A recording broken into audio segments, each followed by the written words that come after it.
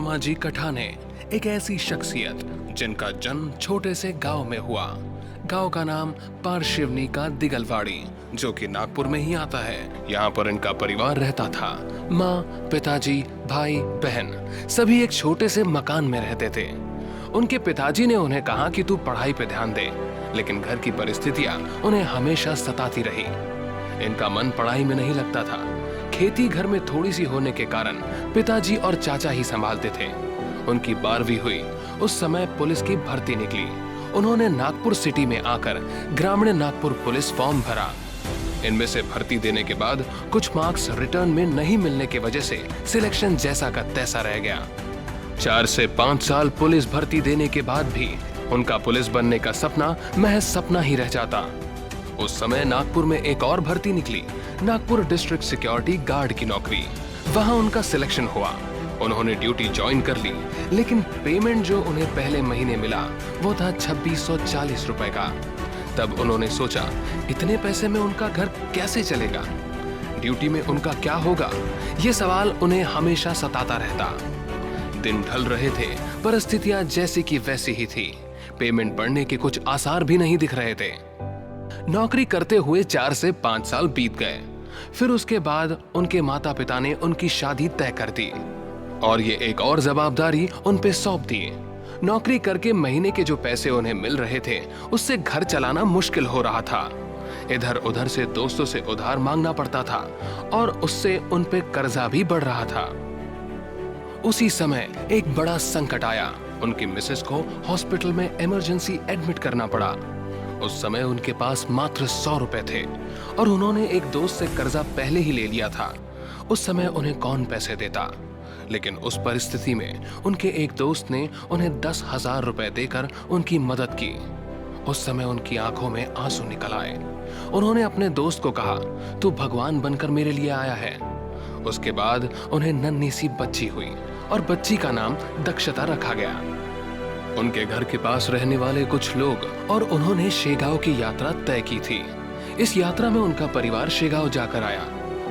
घर वापसी के समय बच्चे ने सूसू कर दी। जिसकी गाड़ी थी, उन्होंने नंदू जी को डांटते हुए कहा कि खुद तो गाड़ी ले नहीं सकते, लेकिन दूसरों की गाड़ी में ढंग से बैठना भी नहीं आता। ये बात किसी ठेस की तरह उनके दिल पर जा लगी। तब उन्होंने ठानी, अब अगली बार अगर किसी कार में बैठूंगा तो वो खुद की होगी। फिर एक दिन उनकी मुलाकात एक ऐसे व्यक्ति से हुई जो उनके साथ ही नौकरी करते थे और आज खुद की 4 व्हीलर में घूम रहे थे और नौकरी के साथ साथ दूसरा काम भी कर रहे थे। वो काम था रियल्टीज में पार्ट टाइम काम करने का और इस व्यक्ति का नाम था किशोर तांडेकर सर। उन्होंने उन्हें बताया कि तुम भी इस फील्ड में जुड़कर अपने सपने पूरे कर सकते हो। नंदू जी ने उनको पूछा किस प्रकार से काम करना पड़ेगा। फिर उन्होंने बताया, प्लान समझाया। आपको पहले कंपनी से प्लॉट खरीदना पड़ेगा। प्लान उनके दिमाग से बाहर जा रहा था। उनके पास पहले ही पैसे नहीं थे, वे प्लॉट कैसे खरीदते। उन्होंने नंदू जी को बताया कि शादी में मिला कुछ सोना होगा, वो सोनार के पास 2 महीने के लिए गिरवी रख दो।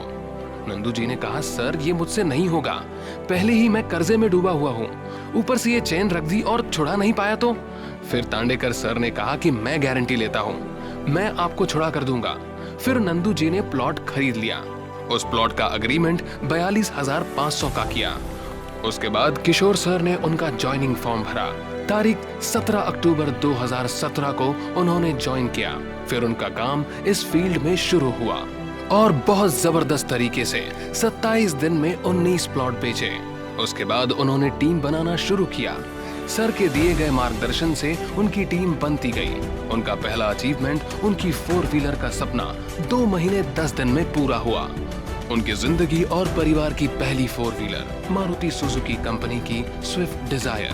फिर इस गाड़ी ने उन्हें बहुत सारे अचीवमेंट जैसे बैंकॉक विन 5 बार, सिंगापुर, दुबई और गोवा विन 3 बार दिलाए। फिर उनका एक और सपना था पारशिवनी में एक बड़ा प्लॉट खरीदने का, जो उन्होंने 3 महीने पहले ही खरीदा है। उसके बाद उनका सपना था एक प्रीमियम सेगमेंट ऑडी A4 गाड़ी खरीदने का, वो उन्होंने हाल ही में पूरा किया। अभी उनका सपना है 1000 लोगों की टीम बनाकर उनके भी सपने पूरा करना। हिम्मत और लगन से उन्होंने जो खुद के सपने पूरे किए हैं, वो अब अपनी टीम के लिए भी करना चाहते हैं और आगे बढ़ना चाहते हैं। जय हिंद, जय यूनिटी।